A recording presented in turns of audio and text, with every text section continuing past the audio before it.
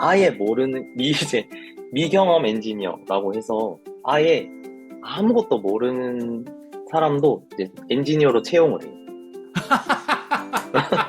아, 옛날에 그 SI 회사, 한국의 SI 대기업들이 금융 네네. 경제학과 출신의 사람 뽑고, 뭐 어디 뽑고 뭐 해가지고 그 친구들 학습시켜가지고 프로그램 가르쳐가지고 현장 보내고 했었는데 그런 느낌인 거예요? 네네. 거의 지금도 미경험 엔지니어는 엄청 뽑는 걸로 알고 있고, 이게 아무래도 이제 구인 시장이 그렇게 활발해서 그런지 모르겠는데, 와. 네, 그런 것 같아요. 저도 그게 조금 충격이었고, 에? 어떻게 그게 되지? 한국에서는 모르는 상태에서 들어갈 수가 없는데? 약간 이 생각이 들었는데, 안녕하세요, 민식님. 안녕하세요. 네. 민식님, 그러면 혹시 간단하게 좀 자기소개 좀 부탁드리겠습니다. 네, 이제 저는 이제 한국에서 이제 1년 반 정도 이제 스타트업에서 백엔드 엔지니어로서 일하다가 일본 취업을 하겠다고 결정하고 올해 5월부터 이제 일본 IT 컨설팅 회사에 내정받아서 현재는 도쿄에서 일하고 있습니다. 그 1년 반 정도 일을 하시고 일본으로 취업을 하신 건데, 그러면 혹시 구직 기간은 어느 정도셨어요? 결론부터 말씀드리면 제가 퇴사를 2022년 12월 달에 하고 음. 2년가량 거의 구직 활동을 했고 저도 이제 안 되다 보니까 뭐 여러 가지 부트캠프도 많이 다녀보고 뭐 이것저것 해봤는데 잘 안 되더라고요. 네. 아, 그쵸.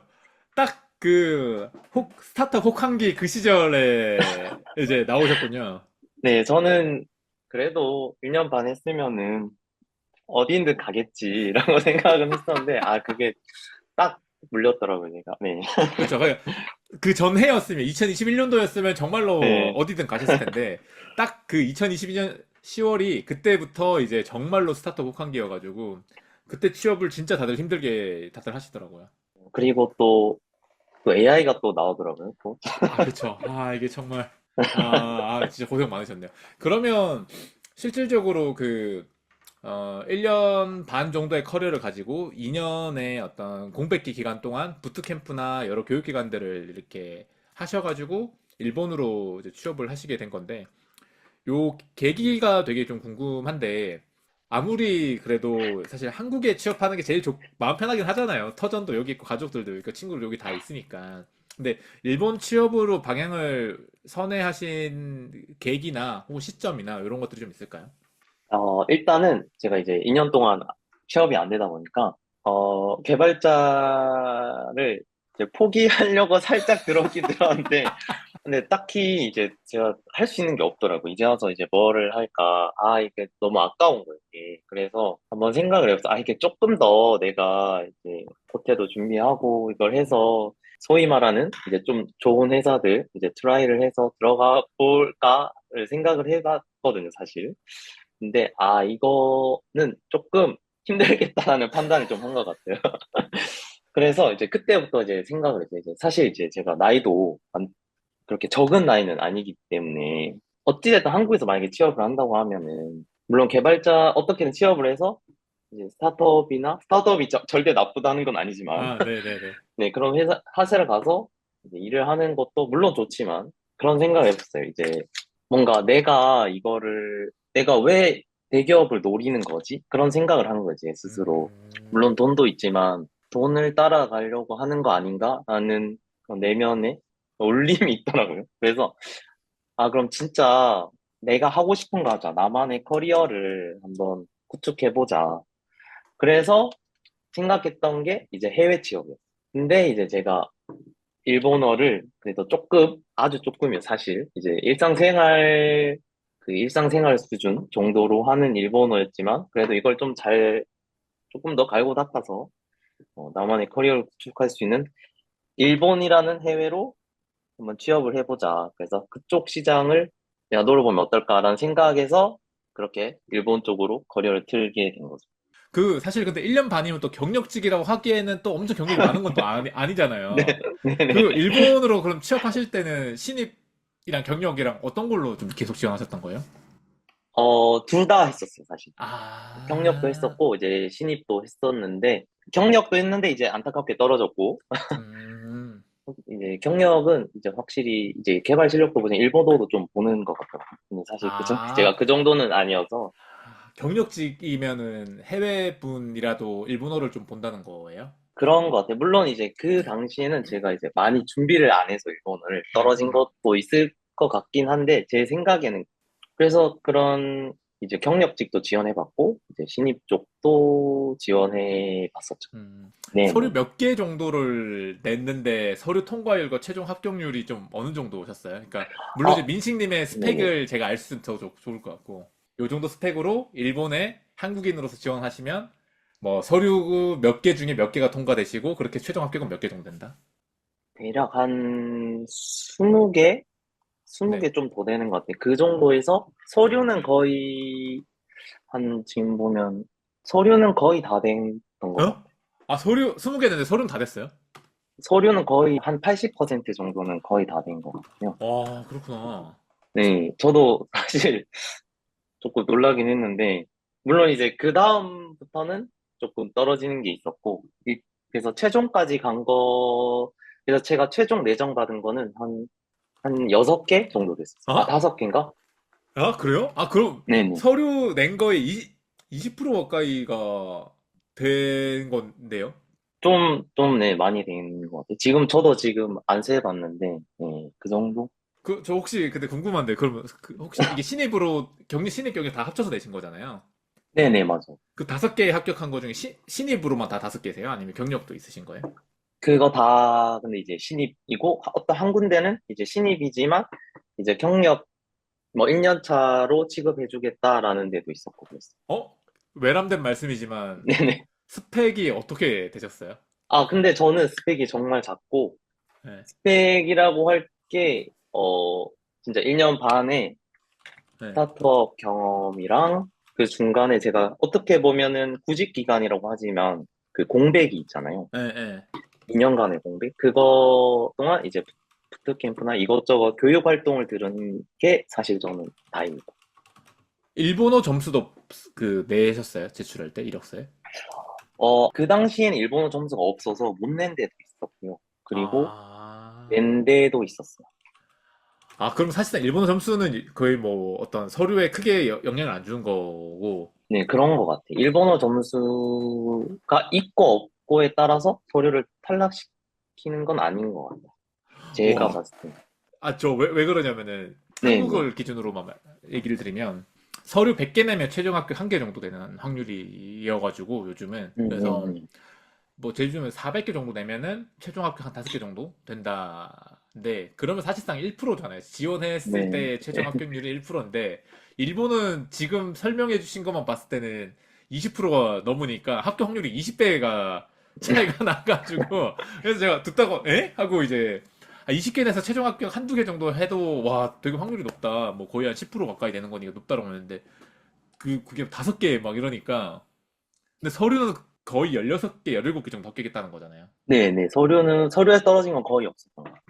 아, 이거 진짜 방송 보시는 분들 진짜 일본 취업 준비하셔야 돼요. 제가 봤을 때. 와, 너무 좋네요, 진짜. 아, 물론 이제 민식님이 네. 그만큼 그 스타트업 그 1년 반의 생활이 정말로 고되고 대단한 프로젝트도 많이 하셨을 거고, 그 공백 기간에 2년 동안에 하셨던 뭐 해커톤이나 부트캠프나 이런 것들도 많으셨기 때문에 그러셨겠지만, 사실 한국에서는 회사를 나오고 2년 동안 쉬었다 하면은 진짜 빡빡하게 준비해도 아니 그래도 경력 그동안 쌓은 것에 비해서 이 정도면 좀 부족한 거 아니야라는 어떤 시선이 좀 있는데 일본은 오히려 오히려인지는 모르겠지만 진짜 그게 어떤 서류 합격률에 있어서 크게 막 좌지우지했던 건 아닌 거네요. 그렇죠. 물론 이제 경력에 대해서 이제 물으시는 분들은 꽤 많이 있긴 했었어요. 공백에 대해서. 공백에서. 네. 네네, 공백에 대해서. 아무리 그렇다 할지라도, 너무 길지 않냐라고 이제 말씀하시는 분은 있긴 하셨는데, 제가 이제 잘 설명해 드렸죠, 이제. 뭐라고 설명하셨어요? 이게 설명하기 진짜 좀 곤란하잖아요. 그때는 제가 어떻게 설명드렸냐면, 일단은 취업이 안 돼서 이걸 간 거다. 그렇게 설명하면 절대 안 되고요. 아, 그럼요, 그럼요. 설명할 때 내가 스타트업에서 부족한 게 너무 많아서 스스로 그거를 좀 채우려고 했다. 약간 그런 아, 식으로 조금 자기 성장을 어필했던 것 같아요. 와, 진짜, 근데 민식님 진짜 대단하시네요. 그러니까 어떻게 보면은 그걸 일본어로 다 설명했다는 것도 사실 엄청 대단하신 것 같고, 그걸 기회를 결국 잡으신 거잖아요. 그렇게 시도하지 않으셨으면은 이렇게 아예 경험 못했어 봤을 건데. 그러면 해커톤이나 부트캠프나 그 공백 기간 2년 동안 되게 여러 가지 활동하셨을 텐데, 느낌적인 느낌으로, 그리고 면접관 분들의 질문을 봤을 때, 제일 좋아했던 경험은 뭐였어요? 일본에 있는 면접관 분들이 제일 좋아하셨던 경험? 제일 좋아했던 경험은 사실 제가 경험을 그것도 얘기를 할 때 약간 회사에 맞춰서 설명했어요. 회사가 사실 좋아할 만한 거를 여러 개 경험이 있는데 이제 거기서 뽑아서 제가 약간 그 회사 맞춤형으로 약간 말했었거든요. 예를 들어 스타트업이다. 일본의 스타트업도 제가 지원했었는데 네. 스타트업이야. 거기 있을 때는 이제 왜 우리 회사 지원하냐고 했냐 하면 제가 저는 스타트업에 예전에 다녔었는데 뭔가 가족 같은 분위기가 너무 좋았다. 다들 마치고 술 한잔 하러 갔는데 그게 너무 좋더라. 근데 너네 회사도 봤는데 블로그 같은 데 다들 막 회식하러 갔 그게 너무 좋더라. 좋아 보인다. 약간 그런 식으로 조금 풀어나갔던 것 같아요. 딱 맞춤형으로. 20개 지원하시고 면접 보실 때 그러면 그 회사의 블로그나 관련된 아티클이나 다 찾아보셨던 거네요? 네, 어느 정도 찾아봤고 되게 좋아할 만한 포인트를 무조건 말했던 것 같아요.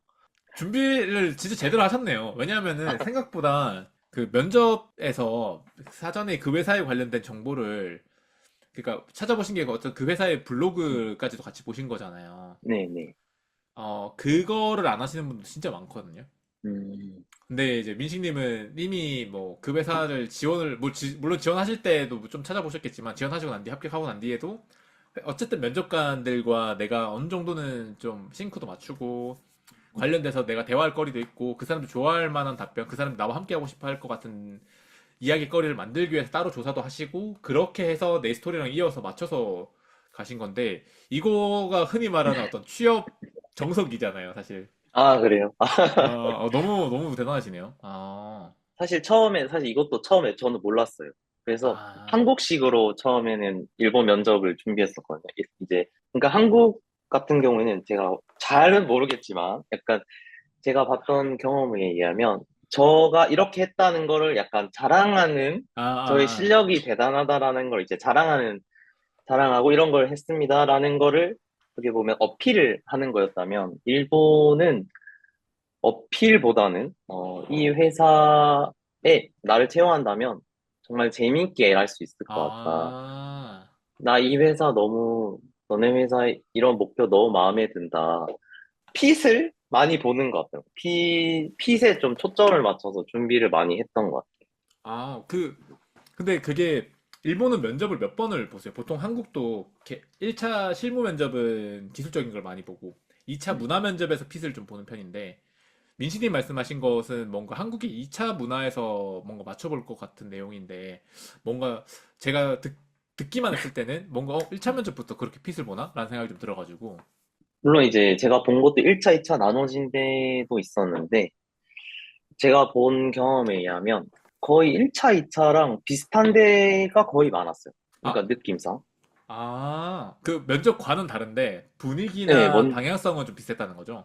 네, 맞아요. 예를 들어, 지망 동기를 묻는 것 같으면 1차에서도 물어보고, 2차에서도 물어보고, 또, 일본에 왜 오려고 하냐? 라는 질문도 1차에서 물어보고, 2차에서 물어보고, 뭔가 1차는 약간 얘가, 일본어를 어느 정도 하는지, 플러스 음. 약간의 핏이 조금, 그래도 2차에 들어보낼 만한 NG를 체크하는 느낌이었어, 제가 보기에. 네. 그러면 사실 1차에서 거의 다 본 거잖아요. 일본어를 잘 네네. 하느냐, 핏을 우리랑 잘 맞느냐 봤으면 2차는 그냥 임원들이 봤을 때 핏이 잘 맞냐만 보는 거예요? 저 2차에는 조금 이제 상급자 분이 나오셔서 거의 비슷한 질문을 하셨던 것 같아요. 거의, 네네. 일본은 실무 면접에서 기술적인 거 안 물어보나요? 저도 그게 이제 처음에 일본 취업을 준비하면서 기술적인 거 본 데도 있지만, 본 데는 거의 없고, 거의 한 군데 내지 두 군데? 경력 쪽에서는 그랬던 것 같고요. 경력에서는 이제 따로 과제 플러스 코딩 테스트 같은 거 미리 주시더라고요. 이제 그런 것도 있었고. 근데 그 외에는 어떤 기술적으로 딥하게 질문하는 데는 없었어요. 아, 이게 신입이라서 그런가? 지금 왜냐면은 아까 말씀하셨던 것만 들었을 때는 20개 네네. 정도를 지원해서 16개에서 네. 18개 정도가 서류를 네네네네. 합격했다는 말은 16개에서 18개 기업의 면접을 봤다는 거잖아요. 네네. 16개에서 18개 면접을 봤는데 기술 면접을 했던 신입 공고는 없었다는 거잖아요. 그렇죠. 제가 그러니까 한국 기준에 한국에서의 기술 면접이라고 부르는 것들은 솔직히 없었지 않나 거의라는 생각이 어, 듭니다. 상식적으로 생각하면 그게 맞긴 하잖아요. 신입인데 막 엄청난 전문성을 갖고 있기를 바라고 면접 보는 네네네네. 게 되게 이상한 거긴 한데 어쨌든 그럼 신입으로서 되게 훌륭한 태도를 갖고 있고 대화가 되게 잘 될 것 같고 우리가 키우면 되게 잘 성장할 것 같은 그런 거를 위주로 보는 거군요. 진짜 찐 네네. 신입. 맞아요, 맞아요. 그리고 일본은 어 사실 한국과 좀 다르게 미경력 엔지니어라는 것도 있어서 네? 아예 모르는 이제 미경험 엔지니어라고 해서 아예 아무것도 모르는 사람도 이제 엔지니어로 채용을 해요. 아, 옛날에 그 SI 회사, 한국의 SI 대기업들이 네네. 금융 경제학과 출신의 사람 뽑고, 뭐 어디 뽑고 해가지고 그 친구들 합숙시켜가지고 프로그램 가르쳐가지고 현장 보내고 했었는데 그런 느낌인 거예요? 네네. 거의 지금도 미경험 엔지니어는 엄청 뽑는 걸로 알고 있고, 이게 아무래도 이제 구인 시장이 그렇게 활발해서 그런지 모르겠는데, 와. 네, 그런 것 같더라고요. 저도 그게 조금 충격이었고, 어떻게 그게 되지? 한국에서는 모르는 상태에서 들어갈 수가 없는데? 약간 이 생각이 들었는데, 좀 충격을 받았던 것 같아요. 그래서 그런지 몰라도, 이제 한국인들 더 채용하고 싶어 하는 것 같더라고요. 아, 그치, 왜냐면은, 한국인을 배워서 가니까. 네, 한국인들은 이미 잘 배웠고, 했는데 우린 뽑기만 하면 되잖아요. 사실 장벽이라고 하는 거는 언어적인 것밖에 없고. 아, 그러면, 아, 이거는 뭐 당연히 이제 나중에 일본인 면접관 분을 초대해야 되겠다. 뭐 어떤 게 궁금한 거냐면, 그러면 일본에서는 개발 경험이 중요하지 않다 쪽에 가까운 것 같으세요? 아니면 개발 경험이 없는 게 유리하다에 좀 더 가까운 것 같으세요?